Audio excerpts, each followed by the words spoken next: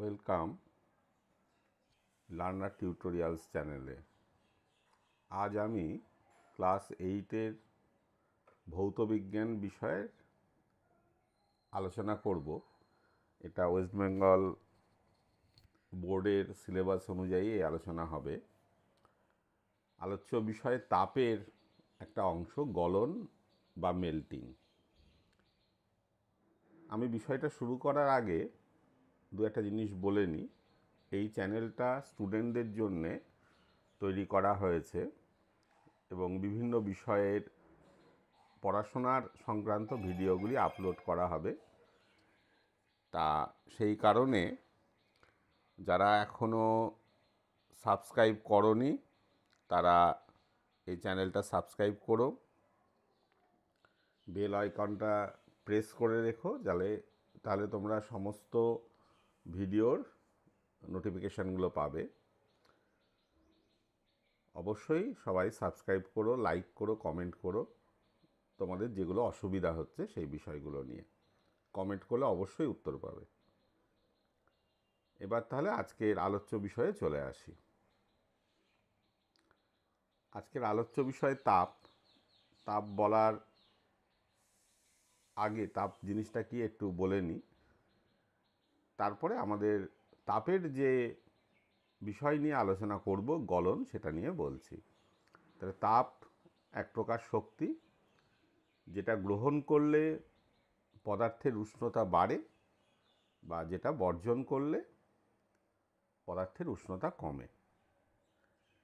তাহলে তাপ গ্রহণ করলে শুধু পদার্থের উষ্ণতা বাড়া বা কমা না, আরও অনেকগুলি ব্যাপার ঘটতে পারে। যেমন তাপ বর্জনে তরল পদার্থ কঠিনে পরিণত হতে পারে, তেমন তাপ গ্রহণে কঠিন পদার্থ তরলে পরিণত হতে পারে বা তরল পদার্থ বাষ্পে পরিণত হতে পারে। তাহলে এই যে বিষয়গুলি রয়েছে সেগুলো কীরকম? যদি কোনো কঠিন পদার্থ তাপ গ্রহণ করে তরলে পরিণত হয় সেটা গলন।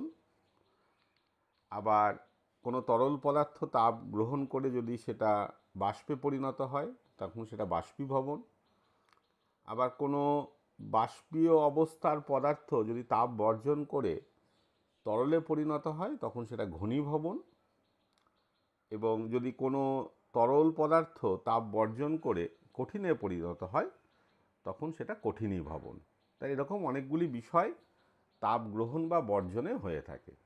তার মধ্যে একটা বিষয় গলন বা মেল্টিং আজকে আমাদের আলোচ্য বিষয়।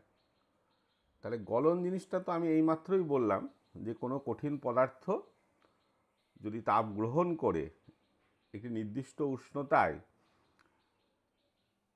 তরলে পরিণত হয় তখন সেটা গলন। গলনের ক্ষেত্রে একটি নির্দিষ্ট উষ্ণতায় গলন সাধারণত হয়ে থাকে। বিভিন্ন পদার্থের ক্ষেত্রে সেই উষ্ণতাগুলো কিন্তু বিভিন্ন হয়। যেমন বরফ 0 ডিগ্রিতে গলে, কিন্তু সোনা 1063 ডিগ্রিতে গলবে, ডিগ্রি সেন্টিগ্রেডে। পারদ গলে -39.5 ডিগ্রি সেন্টিগ্রেডে। তাহলে বোঝাই গেল যে নির্দিষ্ট উষ্ণতায় গলনটি ঘটে। তবে কিছু কিছু পদার্থ আছে, যেমন নারকেল তেল, জমে যাওয়া নারকেল তেল, মোম, এগুলো নির্দিষ্ট উষ্ণতায় গলে না, একটা উষ্ণতার পরিসীমার মধ্যে গলে। হ্যাঁ, অর্থাৎ যেমন মোম মোটামুটি 20-22 ডিগ্রি সেন্টিগ্রেড থেকে 28-29 ডিগ্রি সেন্টিগ্রেডের মধ্যে গলবে। অর্থাৎ গলার আগে সেটা একটু থকথকে মতন একটা পদার্থে পরিণত হতে থাকবে এবং তারপরে সেটা তরলে পরিণত হবে। এরকম দেখা যাচ্ছে জমে যাওয়া মাখনও সেটা একটা নির্দিষ্ট উষ্ণতায় গলে না। সেই কটা ব্যতিক্রম ছাড়া প্রায় প্রত্যেকটা বিশুদ্ধ পদার্থেরই নির্দিষ্ট উষ্ণতায় গলার ব্যাপারটা আমরা দেখি। এবং যতক্ষণ ধরে এই অবস্থার পরিবর্তনটা হবে ততক্ষণ কিন্তু এই উষ্ণতা একই থাকবে। অর্থাৎ যতক্ষণ ধরে দেখা যাবে বরফ গলছে ততক্ষণ কিন্তু উষ্ণতা, যতই তুমি তাপ দাও, উষ্ণতা 0 ডিগ্রি সেন্টিগ্রেডই থাকবে, সেটা বেড়ে যাবে না। যখন গলাটা শেষ হয়ে যাবে, পুরো বরফ জলে পরিণত হয়ে যাবে, তারপরে দেখা যাবে যে আবার উষ্ণতা বাড়ছে। তাহলে এইটা হচ্ছে গলন সংক্রান্ত প্রাথমিক বিষয়। এরপরে আমরা যে বিষয়টায় আসছি, দেখা যাচ্ছে স্ক্রিনে, গলনে আয়তনের পরিবর্তন। অর্থাৎ গলনে কিভাবে আয়তনের পরিবর্তন হয় সেটা একটু বলে নেওয়া দরকার। তার কারণ যে সব পদার্থ গললেই আয়তনে বাড়বে কঠিন পদার্থ এরকম নয়। অনেক পদার্থ আছে যেগুলো কঠিন থেকে তরল হলে বা গলন হলে তাদের আয়তন কমে যায়। তাহলে উল্টোটা, তরল যখন কঠিনে পরিণত হয় তখন তাদের আয়তন বাড়ে। হ্যাঁ, এরকম বেশ কিছু পদার্থ আছে, যেমন বরফ, ঢালাই লোহা, পিতল, এগুলো দেখা যাচ্ছে যে তরল থেকে কঠিন থেকে তরল হলে আয়তনে তাদের হ্রাস পায় এবং তরল থেকে কঠিন হলে তাদের আয়তন বাড়ে। আবার বেশিরভাগ পদার্থ দেখা যাবে যে কঠিন থেকে তরল হলে সাধারণত আয়তনে বেড়ে যায়। অর্থাৎ তাদের তরল থেকে যখন কঠিন হয় আয়তনে হ্রাস পায়। যেমন উদাহরণ হিসেবে আমরা বলতে পারি যে মোম, সীসা, অ্যালুমিনিয়াম, এরা যদি কঠিন থেকে তরলে পরিণত হয় অর্থাৎ গলনের সময় তাদের কিন্তু আয়তন বাড়ে। অর্থাৎ গলন শেষে তাদের আয়তন কঠিন অবস্থার থেকে বেড়ে যায়। তাহলে আমরা এখান থেকে গলনের আয়তনের পরিবর্তনের মাধ্যমে দু ধরনের পদার্থ পেলাম। এক ধরনের পদার্থ হলো কঠিন থেকে তরল হলে আয়তনে কমে, আর এক ধরনের পদার্থ হলো কঠিন থেকে তরল হলে আয়তনে বাড়ে। তাহলে কঠিন থেকে তরল হলে আয়তনে কমছে কারা? বরফ, ঢালাই লোহা, পিতলেরা। আর কঠিন থেকে তরল হলে আয়তনে বাড়ছে কারা? সীসা, অ্যালুমিনিয়াম, মোম, এরা আয়তনে বাড়ছে। আর ঠিক উল্টো ব্যাপারটা হবে যখন ঘনীভবনের সময়, অর্থাৎ কঠিনীভবনের সময়। যখন এই তরলগুলো আবার কঠিনে পরিণত হবে তখন বরফ, ঢালাই লোহা, পিতল এরা আয়তনে বেড়ে যাবে, যেহেতু কঠিন থেকে তরলে গিয়ে আয়তনে কমেছিল। আর সীসা, অ্যালুমিনিয়াম, মোম, এদের দেখা যাবে যে তরল থেকে কঠিন হলে আয়তনে কমবে। তার কারণ এদের কঠিন থেকে তরল হওয়ার সময় আয়তনে বেড়েছিল। তাহলে এই বিষয়গুলো আমাদের খেয়াল রাখতে হবে। এরপরে যে বিষয়টা তোমরা স্ক্রিনে দেখতে পাচ্ছ সেটা হচ্ছে গলনাঙ্ক। গলনাঙ্কটা আমি একটু আগে বলেই ফেলেছিলাম যে যে নির্দিষ্ট উষ্ণতায় এবং নির্দিষ্ট চাপে কোনো কঠিন পদার্থ তরলে পরিণত হয় সেটা তার গলনাঙ্ক। যেমন বরফের গলনাঙ্ক 0°C, পারদের গলনাঙ্ক -39°C, -39.5°C, তামার গলনাঙ্ক 1083°C, ঢালাই লোহার গলনাঙ্ক প্রায়, এই যে প্রায় কেন বলছি, ঢালাই লোহাও দেখা যাবে নির্দিষ্ট উষ্ণতায় গলে না, ওই জায়গায় নির্দিষ্ট পরিসীমার মধ্যে গলে, তাই প্রায় 1200°C। তাহলে এখানে দেখো গলনাঙ্ক যখন বললাম সংজ্ঞা, তখন একটা কথা বলেছি, সেটা হচ্ছে যে নির্দিষ্ট উষ্ণতার সাথে নির্দিষ্ট চাপে বলেছি।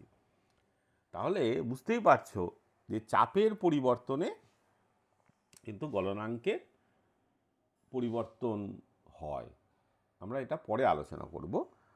আর গলনের মধ্যে কয়েকটা জিনিস একটু বলে নেওয়া ভালো। এই যে আয়তনে বাড়া কমা, হ্যাঁ, এইগুলোর জন্যে কিন্তু কিছু সুবিধা অসুবিধাও থাকে। হ্যাঁ, যেমন বরফ তৈরি হওয়ার সময় জলের থেকে আয়তনে বাড়ে বলে বরফ জলে ভাসে। তার কারণ আয়তনে যখন বাড়ছে তখন তার ঘনত্ব হ্রাস পাচ্ছে, ওজন তো একই, ভর তো একই থাকছে। হ্যাঁ, 11 সিসি জল জমে 12 সিসি বরফ হয়, মানে তার দেখা যাবে যে 1/11 অংশ আয়তনে বেড়ে গেল, কিন্তু ভর তো আর পরিবর্তন হবে না। সেই কারণে আয়তনে বাড়লে বরফের ঘনত্ব হ্রাস পায় জলের তুলনায়, ফলে জলে বরফ ভাসে। এবং 11/12 প্রায় জলের উপরে থাকে। 1/12 প্রায় জলের উপরে থাকে এবং 11/12 জলের নিচে থাকে, এই অবস্থায় ভাসবে। সেই কারণে শীতের দেশে নদী নালা খাল বিল পুরোপুরি বরফে জমে গেলেও বরফের আস্তরণ তৈরি হয় জলের উপরে, কিন্তু তলার পুরো জলটা বরফে পরিণত হয় না। তার কারণ ওই উপরে যে বরফের আস্তরণ তৈরি হলো জলে ভেসে থাকা বরফের, সেটা তাপের কুপরিবাহী, সে ভিতর থেকে আর তাপকে বেরোতে দেয় না, ফলে নিচের জল প্রায় 4 ডিগ্রি সেন্টিগ্রেড উষ্ণতাতেই থেকে যায়।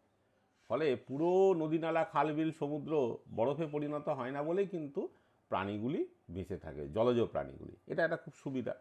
আবার অসুবিধা কি হচ্ছে, শীতের দেশে দেখা যাবে যে জলের পাইপ এর মধ্যে রাত্রেবেলায় দেখা যাচ্ছে জল জমে বরফ হচ্ছে, আয়তনে বাড়ছে, ফলে পাইপের উপরে চাপ পড়ছে, পাইপ ফাটিয়ে দিচ্ছে। গাড়ির রেডিয়েটারের পাইপ, হ্যাঁ, রেডিয়েটার এর মধ্যে জল থাকে যে গাড়ির ইঞ্জিনকে ঠান্ডা করে। শীতের দেশে রাত্রেবেলায় দেখা গেলো যে সে রেডিয়েটারের পাইপ ফেটে যাওয়ার প্রবণতা আছে, তার কারণ জল জমে বরফ হলে রেডিয়েটারে পাইপের ওপরে চাপ পড়ে ফাটিয়ে দেয়। হ্যাঁ, তাহলে এটা একটা অসুবিধা। তবে একটা জিনিস বলে রাখি, শীতের দেশে আবার গরম জল ঠান্ডা জল দু ধরনের পাইপের মাধ্যমে জল নিয়ে আসা হয়। দেখা গেছে গরম জলের পাইপ বেশি ফাটে, তার কারণ কি, গরম জলের মধ্যে কোনো বায়ু থাকে না, ফলে জল জমে বরফ হলে আয়তনে বাড়ার জায়গা পায় না, ফলে চাপ বেশি দেয়। কিন্তু ঠান্ডা জলের পাইপের জলের মধ্যে প্রচুর বায়ু দ্রবীভূত থাকে, ফলে বরফ যখন হয় তখন সেই জল আয়তনে বাড়ে বরফে হয়ে, কিন্তু তখন ওই যে বায়ুটা জলে দ্রবীভূত ছিল সেটা বেরিয়ে যায়, ফলে সেই জায়গাটা দখল করে বরফ, ফলে সহজে ফাটে না। এটা অনেক সময় প্রশ্ন আসে ক্লাস 8-এ যে শীতের দেশে কেন ঠান্ডা জলের পাইপ কম ফাটে, গরম জলের পাইপ বেশি ফাটে। আর একটা প্রশ্ন আসে যে কিভাবে গাড়ির রেডিয়েটারের পাইপকে বাঁচানো যাবে এই জল জমে বরফ হওয়ার ক্ষেত্রে। সেই ক্ষেত্রে উত্তরটা তোমরা দেবে যে অ্যান্টিফ্রিজ পদার্থ ওখানে মেশানো হয়। অ্যান্টিফ্রিজ পদার্থ মেশালে দেখা যাবে যে এরা গলনাঙ্ক আরও হিমাঙ্ক আরও কমিয়ে দেয় বা গলনাঙ্ক আরও কমিয়ে দেয়। ফলে দেখা যাবে যে অনেক 0 ডিগ্রি সেন্টিগ্রেড অনেক নিচের উষ্ণতায় জল জমে বরফ হবে। তাহলে এই অ্যান্টিফ্রিজ পদার্থ হিসেবে কী সাধারণত মেশানো হয়, গ্লিসারল মেশানো হয়, মানে গ্লিসারিন মিশিয়ে রাখা হয় ওই জলের মধ্যে, তাহলে সহজে জমে না।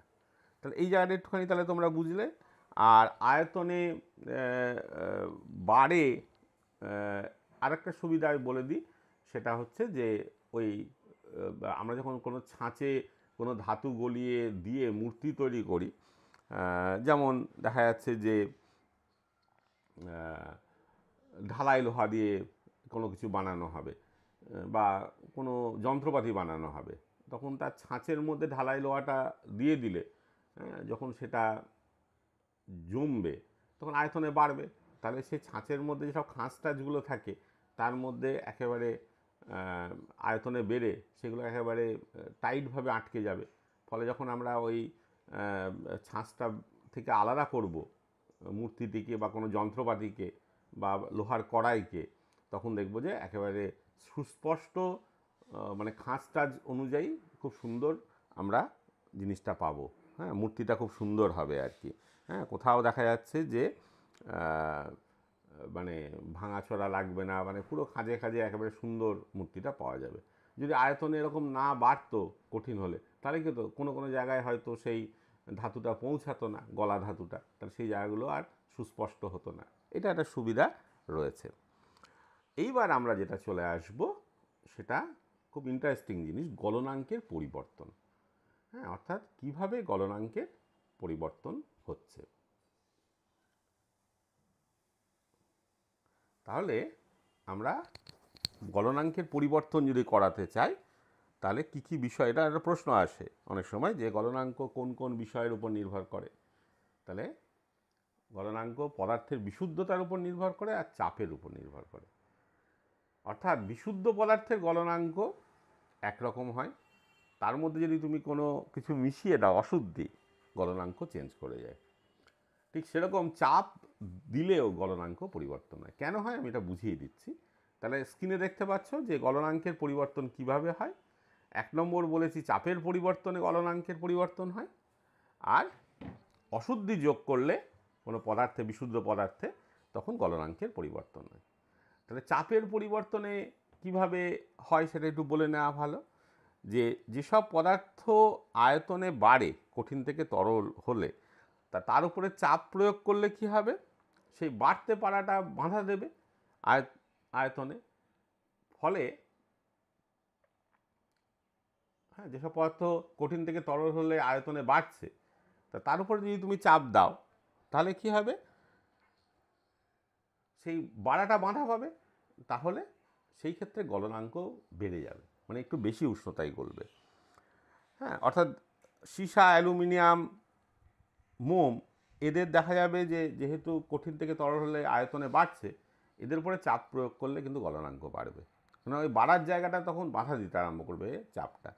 যেমন মোমের ক্ষেত্রে 1 বায়ুমণ্ডলীয় চাপ যদি বাড়িয়ে দিই, তাহলে প্রায় 0.04 ডিগ্রি সেন্টিগ্রেড গলনাঙ্ক বাড়ে।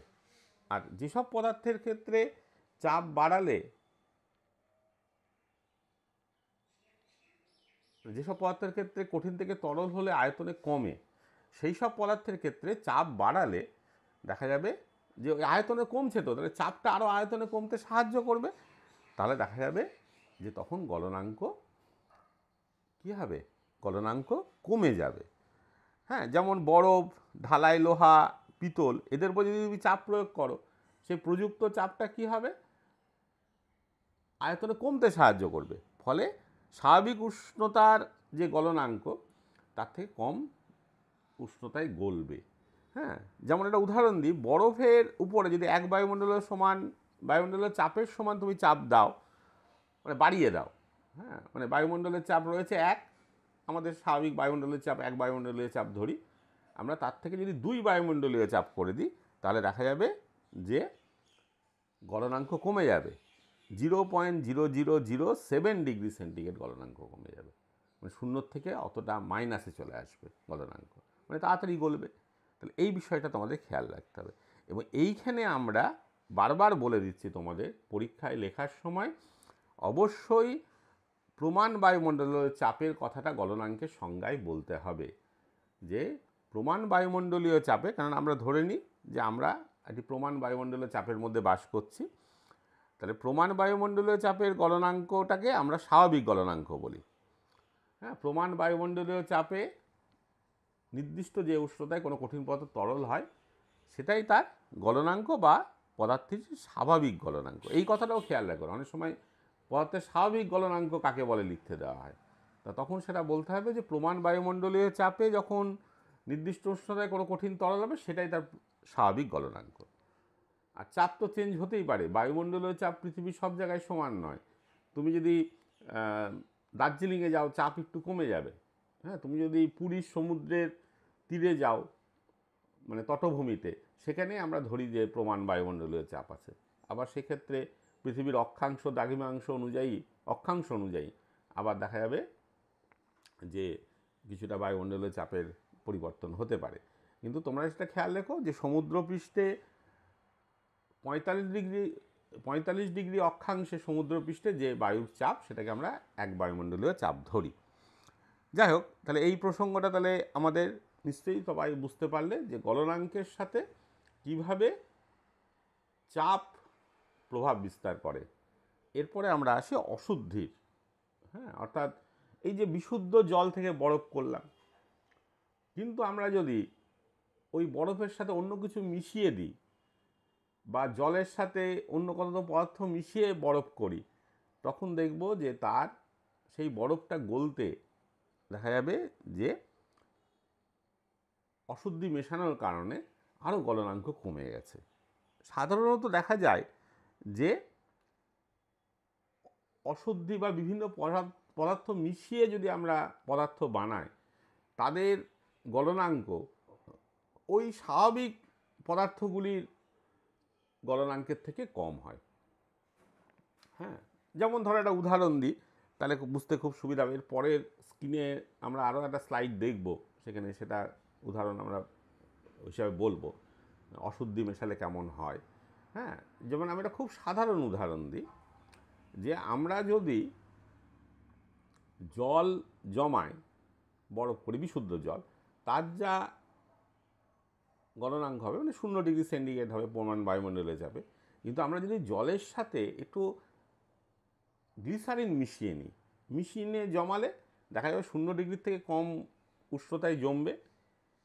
তাহলে কী হলো, হিমাঙ্ক যদি কমে যাচ্ছে তাহলে গলনাঙ্ক হ্রাস পাবে। তাহলে 0 ডিগ্রিতে সেই জল এবং গ্লিসারিনের মিশ্রণ থেকে তৈরি হওয়া শক্ত কঠিন পদার্থটি বা বরফটি তাহলে কম উষ্ণতায় গলবে, আরও 0 ডিগ্রির থেকে কম উষ্ণতায় গলবে।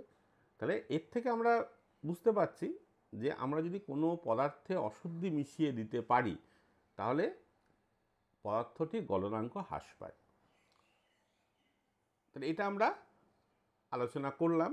এবার এর পরের স্লাইডে দেখো সেরকম কতগুলো আমরা উদাহরণ দিয়েছি, বাস্তব উদাহরণ, হ্যাঁ, যেগুলো তোমরা নিজেরাও দেখেছো, হয়তো কারণ জানো না। হ্যাঁ, তাহলে প্রথম হচ্ছে বরফের গোলা, অনেকেই খেয়েছো। হ্যাঁ, মেলায় বরফের গোলা বিক্রি হয়, বা তোমরা অনেক সময় শিল পড়ছে, সেই শিলের বরফগুলো একটার সাথে একটা চেপে ধরো। বরফের গোলাটাও তাই করা হয়, যে গোলা কাকু আর কি যে বরফ বানিয়ে দিচ্ছে, বরফের গোলা, সে বরফটাকে প্রথমে কুড়ে হাত দিয়ে চেপে চেপে একটা গোল বানিয়ে দিচ্ছে। বা তুমি যখন ওই কতগুলো শিলের টুকরো একসাথে জুড়ে চাপ দিচ্ছ, জমে যাচ্ছে, যে আর একটা বেশ বড় গোল তৈরি হচ্ছে, বরফের গোলা তৈরি হচ্ছে। হ্যাঁ, যদি তুমি দার্জিলিংয়ে বেড়াতে যাও, যদি বরফ পড়ে তখন সেটা অনেকেই করে, অনেক বরফগুলো নিয়ে হাতে চেপে চেপে বড় বড় গোলা বানিয়ে ফেলে, দিয়ে তারপরে ছুঁড়ে ছুঁড়ে আরেকজনকে মারে, এটা খেলার মতন হয়। তাহলে এরকমভাবে জুড়ে যাচ্ছে কেন বরফ? তার কারণ হচ্ছে যখনই দুটো বরফকে তুমি ধরে একটার সাথে একটা ঠেকিয়ে চাপ দেবে, তাহলে ওই সংযোগস্থলে কী হচ্ছে, চাপ প্রয়োগ করছে, তাহলে ওখানে গলনাঙ্ক হ্রাস পাচ্ছে, মানে 0 ডিগ্রি থেকে কমে যাচ্ছে। তখন 0 ডিগ্রিটা, বরফটা 0 ডিগ্রিতে ছিল, তার উষ্ণতা তাহলে গলনাঙ্কের বেশি হয়ে গেল, তাহলে সেই জায়গার বরফটা গলন হতে আরম্ভ করলো, ওই সংযোগস্থলে দুটো বরফেরই কিছুটা গলে গেল। এবার যেই তুমি ওই চাপটাকে হ্রাস করবে, চাপ ছেড়ে দেবে, তখন দেখবে কী হবে, তখন আবার গলনাঙ্ক 0 ডিগ্রি হয়ে যাবে। হ্যাঁ, বা হিমাঙ্কও 0 ডিগ্রি হবে। তাই তখন ওই গলে যাওয়া জলটা জমে যাবে। হ্রাস পেয়েছিল গলনাঙ্ক বলে গলেছিল, কিন্তু তার স্বাভাবিক হিমাঙ্ক এবং গলনাঙ্ক তো 0 ডিগ্রি। ফলে যেই তুমি চাপ হ্রাস করবে তখন সেটা 0 ডিগ্রি হয়ে যাবে, এবং তখন যে জলটা তৈরি হয়েছিল সেটা জমে বরফ হবে। ফলে পাশাপাশি বরফ দুটোকে সেই জমা বরফ জুড়ে দেবে। এইভাবে কিন্তু বরফের গোলা তৈরি করা হয়। তারপরে ফিউজ তার তো জানো, বাড়ির আমাদের ফিউজ মেন বক্সে একটা ফিউজ লাগানোর হোল্ডার থাকে, হ্যাঁ, যেখানে ফিউজ তার দেওয়া হয়। যদি বাড়িতে কোনো কারণে শর্ট সার্কিট হয় বা বেশি বিদ্যুৎ যায়, তাহলে কি হয়, তাহলে দেখা যাবে যে তারটা গরম হয়ে, ফিউজ তারটা গরম হয়ে গলে যায়। ফলে আর বাড়িতে কোনো বিপদ হওয়ার সম্ভাবনা থাকে না, আগুন লেগে যাওয়ার সম্ভাবনা থাকে না। তাহলে এটা কেন হচ্ছে? তাহলে ফিউজ তার কিন্তু আমরা ইচ্ছা করলে তামার তার দিতে পারতাম, কিন্তু আমরা দিই না, কেন, তামার তার গলতে অনেক সময় নেবে।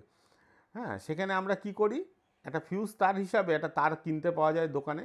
সেই তারটা তৈরি করা হয় সীসা এবং টিন মিশিয়ে। তাহলে অশুদ্ধি, সীসার সাথে টিন মেশানো হচ্ছে। হ্যাঁ, তাহলে সীসারই জিনিস, তার সাথে টিন মেশালে একটা অশুদ্ধি মিশিয়ে দেওয়া হলো। তাহলে আমি বলেছি যে অশুদ্ধি মেশালে গলনাঙ্ক হ্রাস পায়, মানে তাদের যা গলনাঙ্ক হবে সীসা এবং ওই যে মিশ্র ফিউজ তারের যে ধাতুটি, তার গলনাঙ্ক সীসার গলনাঙ্ক এবং টিনের গলনাঙ্কের থেকে অনেক কম হবে।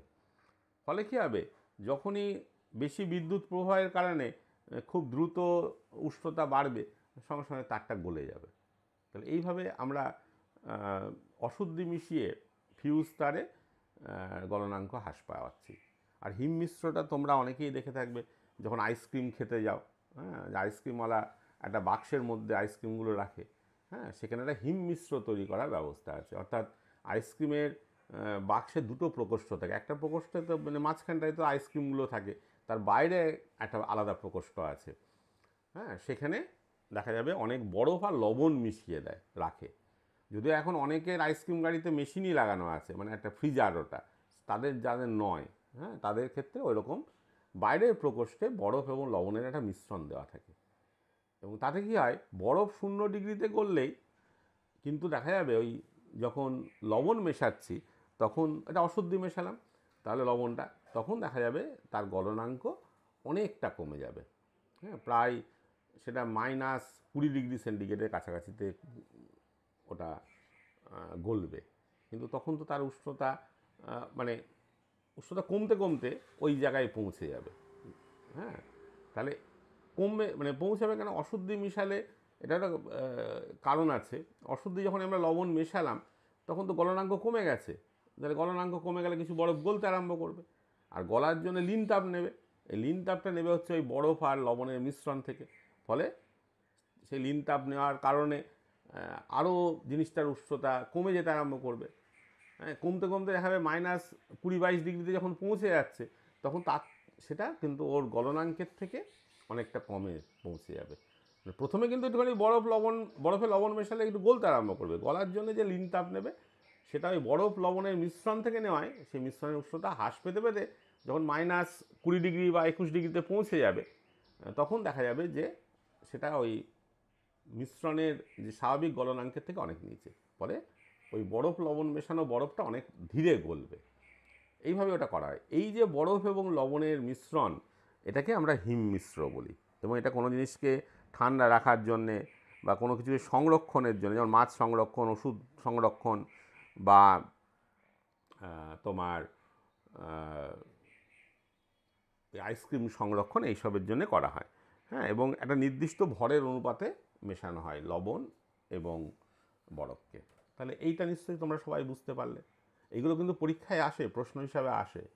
হ্যাঁ, বরফের গোলা কীভাবে তৈরি করে, ফিউজ তারের গলনাঙ্ক কেন কমে, হিমমিশ্র কী, এই ধরনের প্রশ্নগুলো আসে। আর আমাদের আজকে লাস্ট বিষয় সেটা হচ্ছে লিন তাপ। হ্যাঁ, লিন তাপ তো তোমরা জানো, আগেই পড়েছো যে যখন কোনো পদার্থের অবস্থার পরিবর্তন হয় তখন একটা নির্দিষ্ট উষ্ণতায় হয়।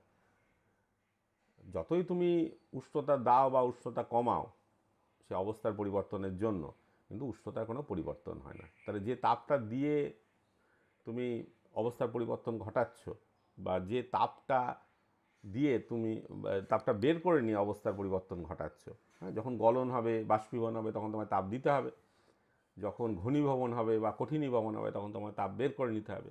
কিন্তু সেই তাপটা কিন্তু ওই পদার্থের উষ্ণতার পরিবর্তন ঘটায় না। তাহলে সেটাই লিন তাপ। এবং তাহলে আমাদের গলনেরও একটা লিন তাপ লাগবে। হ্যাঁ, তাহলে বরফের গলনের লিন তাপ কত হবে এটাও তোমরা জানো।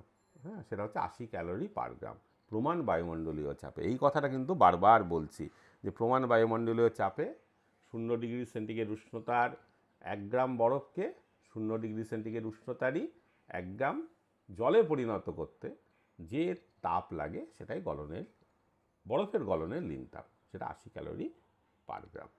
তো এটা খেয়াল রাখতে হবে যে বরফ গলনেরও লিন তাপ রয়েছে এবং বিভিন্ন পদার্থের ক্ষেত্রে কিন্তু গলনের লিন তাপ বিভিন্ন রকমের হয়ে থাকে। হ্যাঁ, এরপরে আমাদের লাস্ট বিষয়, এটা একটা প্রশ্ন অনেক সময় পাওয়া যায়, সেই জন্য এটা বলছি। বরফের মধ্যে একটা বরফের টুকরো নিলে তার মধ্যে গর্ত করে তার মধ্যে কিছুটা জল দিলে, তা সেই ভিতরে যে জলটা দিলাম সেটা তো ঠান্ডা বরফের মধ্যে রয়েছে, তাহলে কি সেই জলটা জমে যাবে? এটা কিন্তু জমবে না। তার কারণটা কি? যে জলটা দিলাম সেটা হয়তো পরিবেশের উষ্ণতা 30 ডিগ্রি সেন্টিগ্রেড উষ্ণতার জল, সেটা বরফের গর্তের মধ্যে রয়েছে। তাহলে সে কি করবে? সে যেহেতু 30 ডিগ্রি সেন্টিগ্রেড উষ্ণতা, সে তাপ দিতে আরম্ভ করবে বরফকে, বরফও কিছুটা গলতে আরম্ভ করবে। এবার এইটা হতে হতে তার যত সে তাপ ছাড়বে জলটা, তত তার উষ্ণতা কমতে কমতে জলের উষ্ণতা 0 ডিগ্রি সেন্টিগ্রেড হয়ে যাবে, তখন বরফের উষ্ণতাও 0 ডিগ্রি সেন্টিগ্রেড। তা আমরা জানি তারপরেও তো লিন তাপটা বের করতে হবে। 80 ক্যালোরি প্রতি গ্রাম ওই প্রতি গ্রাম জল থেকে না বের করলে তাহলে তো সে জল জমে বরফ হবে না। তার জন্য কি দরকার? আমরা জানি যে উষ্ণতার পার্থক্য না থাকলে তাপের পরিবহন হয় না। অর্থাৎ 0 ডিগ্রি সেন্টিগ্রেড উষ্ণতার জল থেকে 0 ডিগ্রি সেন্টিগ্রেড উষ্ণতার বরফে কোনো মতেই তাপ যাবে না। তার কারণ দুটোই উষ্ণতার সমান, তাহলে উষ্ণতা পার্থক্য না থাকলে কী করে তাপ যাবে? ফলে আর ওই ভিতরের জল থেকে তাপ বের করা যাবে না। ফলে ওই 0 ডিগ্রি সেন্টিগ্রেড উষ্ণতার জলই থেকে যাবে, জল জমে বরফ হবে না। তাহলে এই হলো আমাদের গলন নিয়ে আলোচনা। আশা করি তোমাদের ভালো লেগেছে। তাহলে ভালো লাগলে অবশ্যই লাইক করো, শেয়ার করো, কমেন্ট করো এবং সাবস্ক্রাইব করো চ্যানেলটিকে। ধন্যবাদ।